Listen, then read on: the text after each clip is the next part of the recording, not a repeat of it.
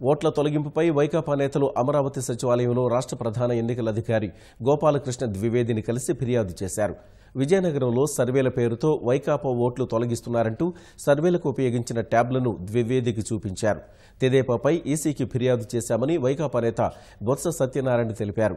సర్వేల పేరుతో వైకాపా సానుభూతి పట్ల ఓటర్లను తొలగిస్తున్నారని బొత్స ఆరోపించారు.